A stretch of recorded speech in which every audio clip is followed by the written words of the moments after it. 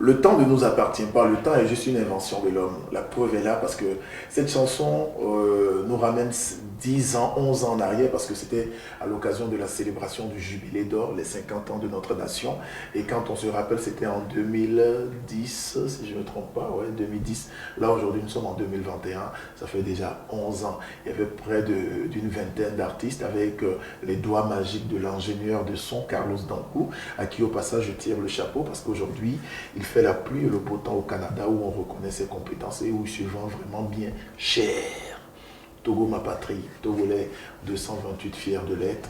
Je suis avec les autres Togolais qui nous accompagnent sur ce projet. Je parle de Hervé de Black et de Vanessa. Bonjour Vanessa. Bonjour Kevin, bonjour Hervé, bonjour la famille. J'espère que tout le monde est bien réveillé ce matin. C'est une belle journée en tout cas et je vous la souhaite agréable déjà. De Black. Oui, je dois dire bonjour à tous les Togovis qui sont connectés en ce moment, à tous ceux qui aiment ce drapeau. En tout cas, Togolais, moi je le dis toujours, est fier de l'être. C'est vrai que nous ne sommes pas des politiciens, hein. Ce n'est pas à nous de faire le bilan, de dire ceci là nous va, c'est ça, ça va et si ça ne va pas. Moi j'essaie au maximum de trouver mon pain quotidien, de vivre ma petite vie et je laisse la politique aux politiciens. Ce qui est sûr, c'est que le karma agit et Dieu aura son jugement pour tout le monde. Ceux qui pensent qu'ils sont au-dessus des lois et qui profitent auront aussi leur jugement aussi un jour. Les plus faibles aussi seront protégés aussi par Dieu. Voilà, c'est ça quoi. Même si on sait que parfois il y a des gens qui font l'abus de pouvoir, qui pensent qu'ils ont des relations, qui pensent qu'ils sont politiques et qui pensent qu'ils peuvent tout faire. Ouais, n'oubliez pas, nous sommes tous Togolais. Le Togo là nous appartient à nous tous. Si un jour on doit vendre ce pays là, chacun va prendre sa part. Tu vas aller réclamer. Hein? Tu vas aller réclamer. Mais je suis Togolais, je vais aller réclamer. Moi aussi j'attends ma part. Si jamais on doit vendre le pays, moi aussi je vais prendre ma part. Ouais, bien sûr. Et tu vas réclamer où déjà? Oui. C'est une autre question. Il faut aller chercher. C'est qui même tu vas appeler pour dire que non, quand vous avez vendu le Togo là, ma part c'est où? Ou bien ma part c'est qui tu veux? C'est vrai que je n'ai pas confiance en quelqu'un. C'est un détail. Non, mais ça, c'est un détail. L'essentiel, c'est que moi aussi, je réclame ma part. Mais bon, où je vais aller réclamer là pour le moment, je ne dis pas ça. Peut-être sur les réseaux, on ne sait jamais. Il y a les réseaux sociaux aujourd'hui. Mais j'adore un truc où il y a les réseaux sociaux. Mais pour faire des réclamations sur les réseaux sociaux, tu sais quand tu demandes un truc à une personne et la personne ne réagit même pas, la personne ne te répond même pas. C'est là le piment des réseaux sociaux en fait. Quand quelqu'un réclame un truc, quand quelqu'un t'attaque, je veux dire par là, quand quelqu'un t'attaque sur les réseaux par exemple et tu ne réagis pas, la personne fait 2-3 pots, tu ne réagis pas, ça passe d'une manière. C'est ça, c'est de la même façon quand tu vas réclamer ta part. Ça va passer inaperçu. Ah, inaperçu. Papa, je suis Togolais, j'aime ma... Non, moi, c'est le truc qui me dérange souvent le plus sur les réseaux, c'est quand je vois certaines vidéos et il y a des Togolais qui traitent d'autres Togolais de tarés, de quoi. En fait, à la fin, ils oublient qu'eux-mêmes, ils sont dedans. Ils oublient que leurs familles sont dedans. Il y a surtout une phrase qui peut me tuer, c'est quand j'entends mais toi tu n'es pas Togolais. Quand tu viens te mettre sur les réseaux pour crier toi tu n'es pas Togolais. Ou bien parce qu'aujourd'hui tu es à l'étranger, ou bien parce qu'aujourd'hui tu as la nationalité française, ou bien la nationalité allemande, de la nationalité américaine ou quoi. Mais c'est ce que je dis, on peut changer de nationalité, on peut changer d'identité, on peut changer de nom, on peut changer de pays, on peut changer de continent, mais on ne peut pas changer son sang. Ah, ça c'est sûr. Je voudrais même dire que, tout à l'heure, je voudrais même dire que tu es allé trop loin même. Genre... Quand la personne change de nationalité, tu sais, parfois la personne ne change pas, la personne ne va même pas aller jusqu'à changer de nationalité. La personne se retrouve dans le même pays.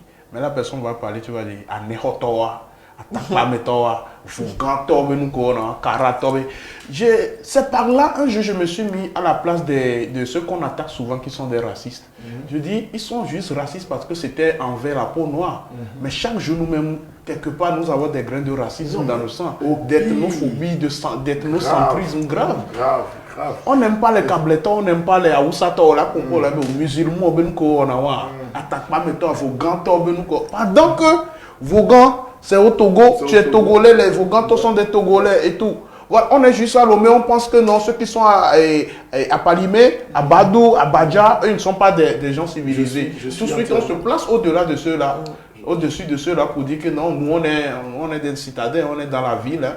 Et après, c'est pas qu'au Togo que ça se passe aussi. Hein. Le fait d'insulter son pays, le fait d'insulter les autres ethnies et tout ça, c'est pas... Indirectement, la semaine passée, je l'ai soulevé dans cette émission. Je dis par exemple, c'est comme quand tu viens sur ton statut, peut-être tu as un problème avec, je donne un exemple banal, peut-être tu es dans la même maison qu'un Kotokoli et vous avez eu un petit souci. Voilà. Et tu viens sur ton statut maintenant, tu mets peut-être en petite vidéo, un truc genre, mais un Kotokoli, en fait, maintenant tu viens emballer tout un... Exactement, alors que tu as des problèmes avec une personne, un individu en fait. Alors que tu as un problème avec un seul individu, une seule personne, mais ça te coûte quoi de mettre son nom dans ça?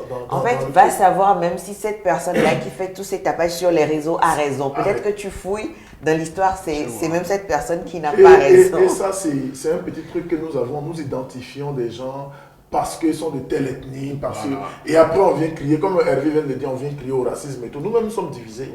Nous-mêmes, nous sommes racistes entre nous. Oui. On n'aime pas celui qui vient du nord, on n'aime pas celui qui vient du sud. Celui du centre, on fait ceci, on fait cela. Alors que c'est ensemble que nous pouvons faire des choses. Il y a même, je connais des services, des bureaux à Lomé ici, où quand tu arrives, les gens s'arrangent pour être ethnocentriques. C'est-à-dire, il faut être peut-être de telle région, il faut parler telle langue pour être dans ce service, pour travailler avec les gens. En fait, c'est devenu tellement un cercle fermé que les gens parlent même leur langue en plein bureau. Voilà. Tu vois, les gens sont là et c'est leur langue qui parle entre eux là-bas. À la fin, toi qui n'es pas peut-être de cette ethnie-là, tu es au milieu, tu es perdu. Et à un moment donné, tu as l'impression même que c'est toi qui n'es pas à ta place, alors que c'est plutôt eux qui ne sont pas à leur place. Parce que ce service-là ne demande pas cette façon de fonctionner. Tu vois? Tu sais que nous disons qu'une personne de peau blanche n'a pas le droit d'interdire à son enfant, par exemple, de prendre pour mari ou pour épouse une personne de peau noire. Nous trouvons que c'est raciste, nous trouvons que c'est méchant, que c'est mauvais et tout ça. Mais moi, je trouve que j'ai le droit de dire, par exemple, à mon enfant, des voganto, des anehoto.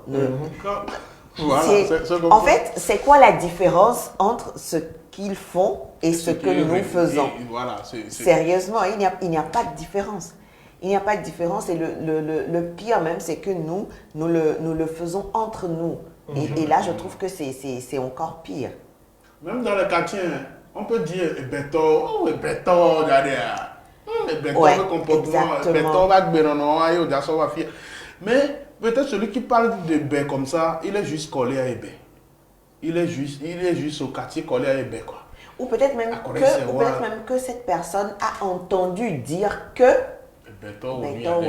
du coup, il prend et comme ça. Cette personne n'a jamais été témoin de quoi que ce soit de mauvais que quelqu'un aurait fait. Je connais des gens qui ont fait ça et aujourd'hui ils payent le prix fort. Genre, tu viens faire une vidéo et tu te permets d'insulter toute une communauté. Et après, tu te retrouves avec des gens de cette même communauté-là, mais qui te voient d'un autre angle. C'est comme par exemple, quand quelqu'un vient se mettre sur les réseaux et commence à crier Cableto, mais les Cableto, t'ont fait quoi? Si tu as un souci avec un Kabier, ça ne veut pas dire que tu as un problème avec toute la communauté. Toute la communauté Kabier. C'est pas parce que peut-être un Kotokoli a posé un acte de saleté dans ton quartier que ça veut dire que tous les Kotokolis sont sales.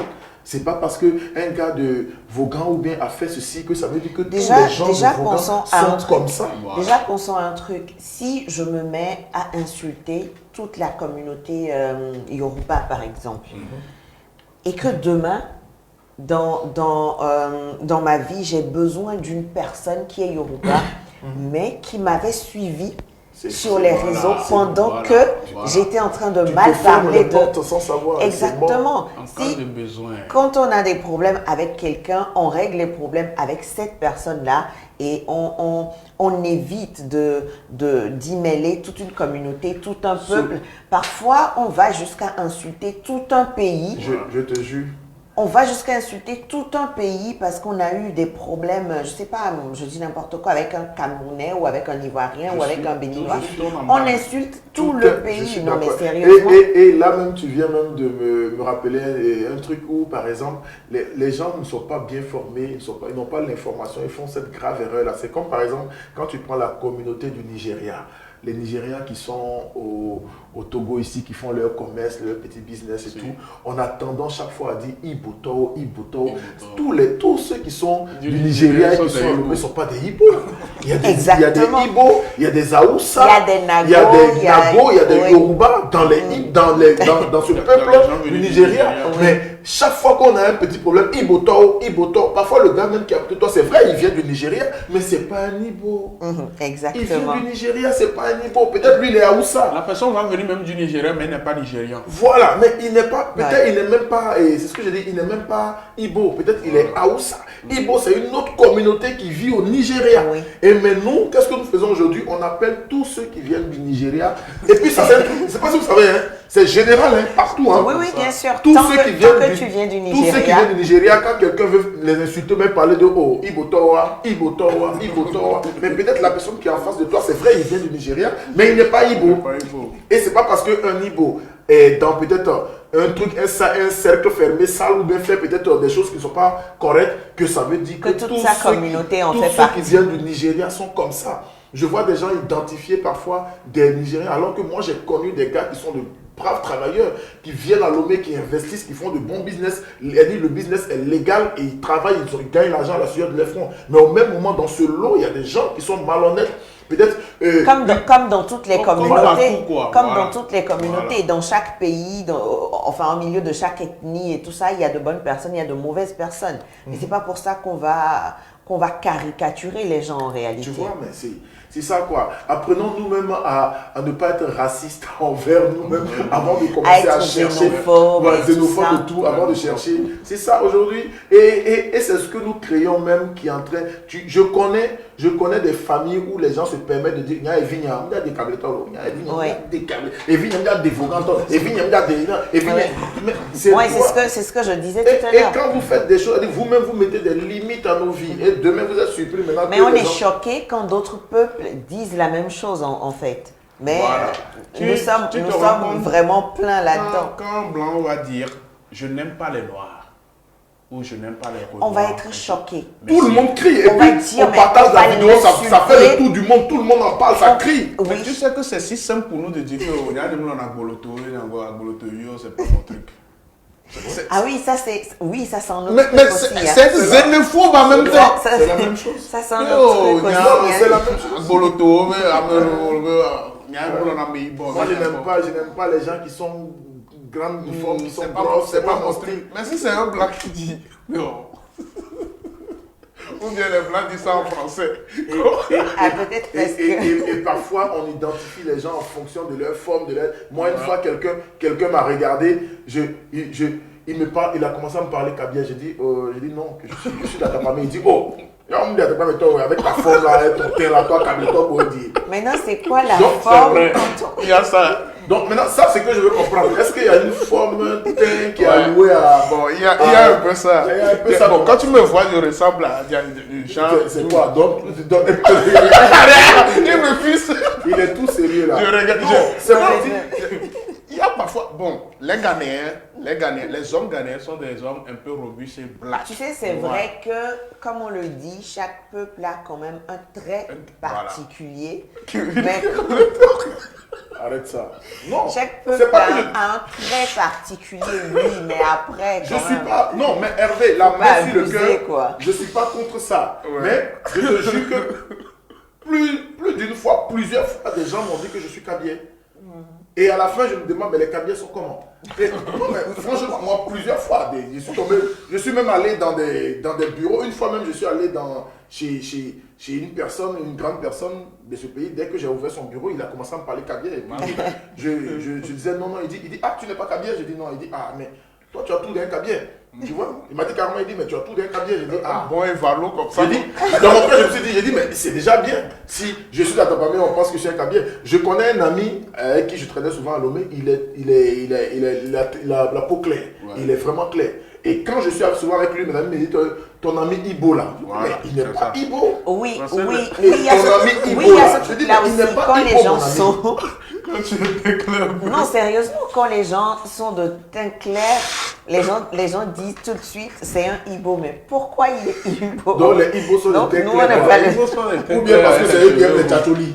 Non, ils ne font pas de tchatcholi. Au fait, les tchatcholis, c'est pour les Congolais. C'est pour les Congolais. Mais ça aussi, c'est notre problème. Ça, on a pu Exactement ce que vous êtes en train de dire là. Pourquoi on pense maintenant que c'est les Congolais qui font tchatcholis? Parce qu'ils font ça. Exactement, j'allais. Tu vois, non? C'est ça. Ils font ça ou bien ils ne font pas ça? Mais parfois, il ne faut pas mélanger le débat. On est en train de parler d'un truc et vous faites la même chose. Ce que tu fais, on doit dire. Les Congolais font tchatcholi. Maintenant, ce n'est pas tous les Congolais qui font tchatcholi. Laisse tomber. Vanessa, tu voulais nous parler de quoi ce matin? Ou bien on a déjà fait un gâteau et c'est bon déjà, on peut avancer. Inévitable. Kevin, je voulais laisser les trucs et astuces de côté ce matin et puisque nous sommes en train de parler d'indépendance de notre pays, c'est juste demain la commémoration de cette indépendance-là. Donc du coup, j'ai une toute petite vidéo de 2-3 minutes qui nous rappelle ou qui nous raconte à nous peut-être qui ne connaissions pas cette partie de l'histoire là de notre pays. La vidéo nous raconte un tout petit peu, c'est vraiment pas grand-chose, mais une toute petite partie, une infime partie de l'histoire de notre pays. Donc du coup, si la régie est avec moi, on va y aller avec la...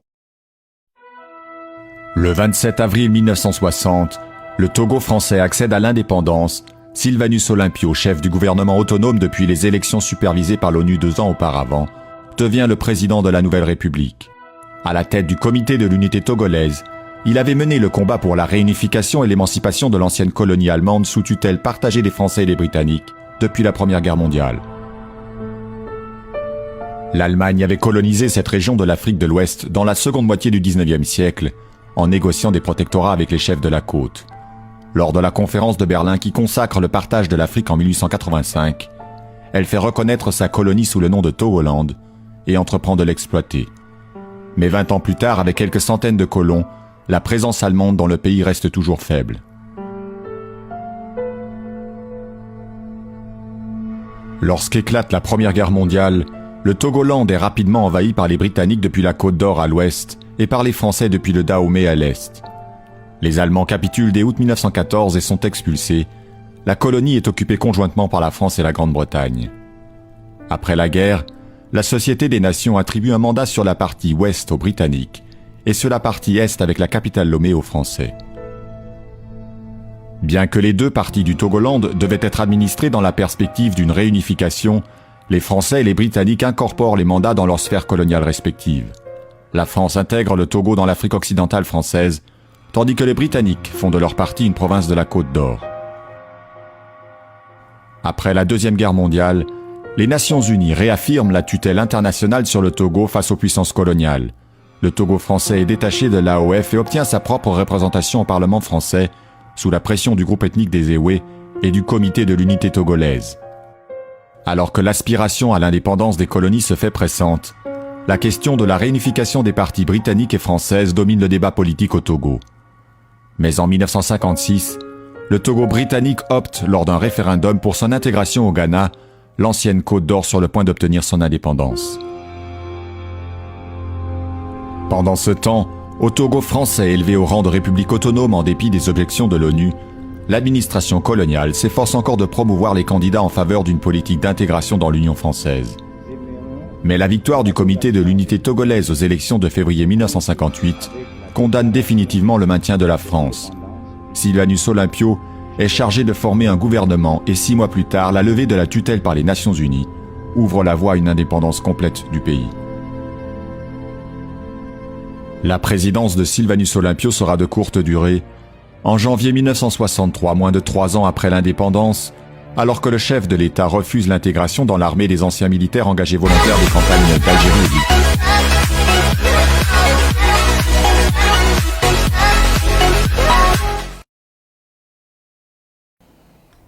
Moi, j'ai rien contre, Vanessa, j'ai rien contre ta vidéo. Hein. Seulement, ce qui me fatigue, c'est des Occidentaux qui nous font un documentaire sur l'Afrique, sur le Togo. C'est des spécialistes, non? Je m'attendais à ça. C'est un spécialiste du Togo, bien. Ben oui, exactement. C'est comme je me rappelle, en tant qu'il y avait la guerre en Côte d'Ivoire, il y a un blanc qui était venu à la télé, en disant un spécialiste de la Côte d'Ivoire. Il était là sur un tableau, il dit ça c'est le pays de la... Et puis il prend la carte, ça c'est la Côte d'Ivoire. Nous avons... La Côte d'Ivoire est peuplée ici par telle ethnie ici, et puis montrer, il dit ouais. C'est un blanc qui vient nous montrer un peu comment ça se passe. C'est qu'on a dit à l'adolescent, pourquoi il dit un blanc? Si un Français dit pourquoi ce sont les Noirs qui jouent le football pour la France? Mais ça, c'est un autre débat aussi. C'est pas raciste, ça. Non, mais c'est un autre débat aussi. C'est un autre débat. En fait, Si un blanc fait un documentaire sur le Togo. Non. En fait, le truc, c'est que Juliette comprend.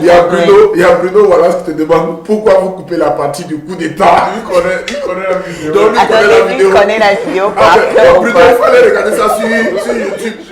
Il fallait regarder le reste sur YouTube. Bruno. Non, mais les gens, c'est grave, hein. Bruno m'a tué. Bruno, voilà, il dit Attendez. pourquoi vous coupez la partie du coup d'État? Il fallait regarder la partie là sur YouTube. Il connaît la vidéo. En fait, comment lui il fait? Donc il regarde ça, donc il attendait la partie là aussi. Non, on se dit, comme vous connaissez tous la partie là, nous on ne voulait pas encore faire passer ça ce matin, donc d'aller continuer ça sur YouTube quoi. Les gens sont faux. Hein. Et on va s'intéresser déjà à notre premier invité, mesdames et messieurs. Il n'est autre qu'un ingénieur de son très connu, comme je l'ai dit, et prisé, qui a travaillé plus d'une dizaine, je dis bien, il a travaillé plus d'une dizaine d'années au Centre culturel français par le passé, aujourd'hui Institut français. L'homme s'appelle Mauko Dik, il est ingénieur de son et il a posé récemment ses valises au Canada, à Montréal, où il travaille sur un gros projet avec de grands artistes, de grands ingénieurs. Et là, à Lomé, il a monté son propre festival. Il est le directeur du centre culturel qui est propre à lui, voilà, Level, qui met en live certains artistes togolais bien avant l'arrivée de la Covid-19. Il fait partie également du staff de notre grande diva Afia Mala. Et aujourd'hui, il sera avec nous pour nous parler un peu de son festival, de lui-même, du son, de la musique et de tout. En 20-30 minutes, nous serons en compagnie de Dik qui va se confier à nous. Mesdames et messieurs, histoire de permettre à Dik de s'installer, voici une autre chanson qui me rappelle un peu le vrai comportement, ce qu'on doit faire en tant que Togolais. Et ce que j'apprécie dans cette chanson, c'est que c'est des Togolais de plusieurs régions qui se sont mis ensemble pour sortir cette chanson. Vous allez savoir de quoi je parle.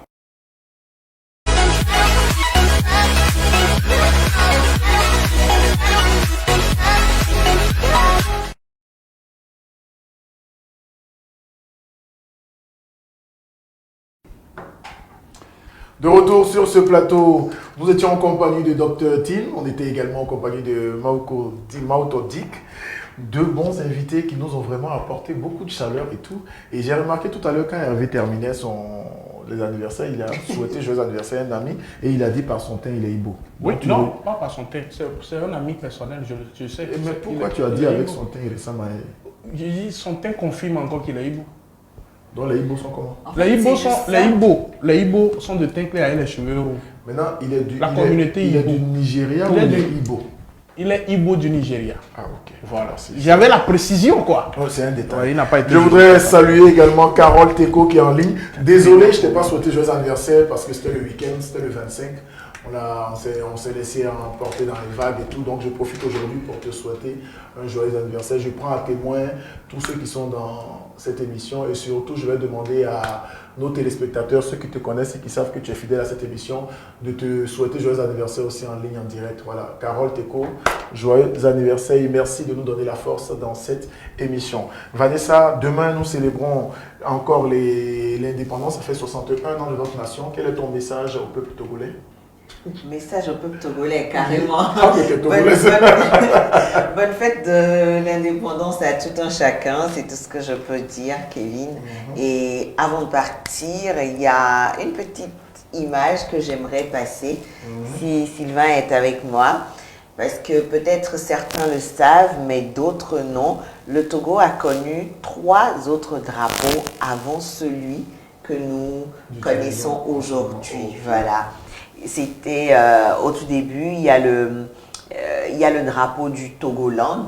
Dans la vidéo, on a entendu parler de Togoland. Il y avait le drapeau du Togoland, il y avait le drapeau de la République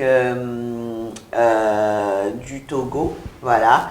Et la République autonome, pour être plus précise, République autonome du Togo. Maintenant, ce que je ne comprends pas, c'est le second drapeau de la République autonome du Togo, parce que c'est quoi ce genre d'autonomie-là où il y a un tout petit drapeau de la France dans le drapeau, mais enfin bref, c'était juste pour montrer, voilà Kevin, pour ceux qui ne savaient pas, le Togo n'a pas connu qu'un seul drapeau. Alors sur cette image, je dis bonne journée à tout le monde, bonne fête de l'indépendance demain et portez-vous bien. En tout cas, merci. Hervé Desblack, un message avant de finir. Le message, je voudrais rendre hommage à tous ceux qui luttent pour la construction de cette cité, notre cité, le Togo 228, à tous ceux qui prient pour le Togo, à tous ceux qui souhaitent le meilleur pour l'avenir de la jeunesse togolaise. Et je voudrais inviter chaque jeune, chaque Togolais, ne pas célébrer la fête de l'indépendance de demain comme l'acception à l'indépendance, mais de célébrer ça sous forme d'anniversaire pour notre maman. Tout comme tu peux célébrer le jour d'anniversaire de ta maman parce que le Togo, c'est notre pays. Qu'on le veut ou non, on est né ici, on ne l'a pas choisi. Peut-être on l'a choisi, on a signé un contrat avec Dieu. On n'est pas ici par hasard. Donc si on est Togolais, ça va où, ça va pas où. Acceptons ça, aimons notre patrie, le 228. Merci Hervé Desblack, merci Vanessa, merci à la réalisation de 128 événements digital de main de maître de Sylvain. Merci à Géo Le Duc qui était derrière les caméras. Merci à vous, chers téléspectateurs connectés depuis pratiquement 7 heures, 2 heures de live. C'est pas évident. Pour cette célébration, nous vous donnons rendez-vous tous demain sur la page de Cédric Acquista pour le live du 27 avril. Vous n'êtes pas sans savoir que chaque année, il fait un spectacle.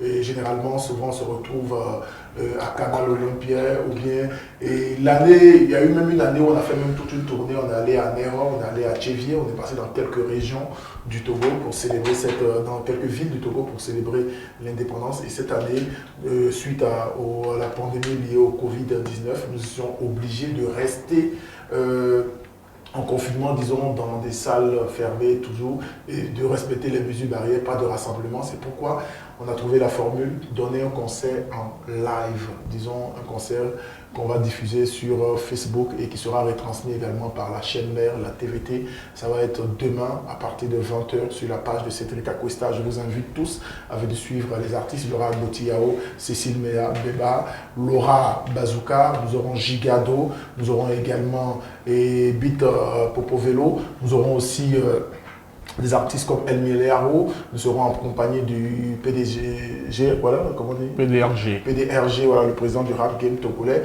et nous serons avec le papa,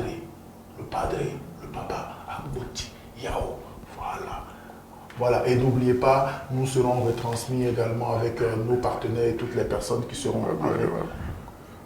Et n'oubliez pas aussi le concert de Togocom, voilà, sur la page de notre sponsor Togocom, c'est aussi demain, avec d'autres artistes comme Centrinos, Professeur Abaoué, Carole, donc qui seront de la partie pour vous donner aussi du meilleur live. Pour ma part, je vous souhaite une bonne, disons, journée, que Dieu vous accompagne. Je suis Togolais, tu es Togolais, fier de l'être 228, je suis à Lomé, je suis Kevin Dieudonné, lui c'est Hervé Desblack, elle c'est Vanessa. Nous sommes tous fils du Togo, nous sommes de différentes régions, mais nous sommes d'une seule nation qui est le 228. Et ce 27 avril, nous allons encore le dire au monde entier, Togolais est fier de l'être. Ensemble, nous pouvons aller plus loin. Ensemble, c'est encore mieux. Mais seul, parfois, on est ralenti. Mais faisons tout pour que nous soyons à l'unisson et que ce n'est pas parce que nous avons de différentes idées que nous ne pouvons pas construire cette nation ensemble. Je vous raccompagne avec l'une des meilleures chansons qui traduit vraiment cette patrie, l'une des meilleures chansons qui traduit un peu le Togo. Il s'agit du titre de Master Popa, Je viens de là. Je viens de là également aussi pour souhaiter joyeux anniversaire à l'artiste qui a soufflé une bougie de plus le week-end dernier, qui nous a invités. C'est l'occasion de lui dire merci. On est ensemble jusqu'en décembre. C'est Dieu qui est fort.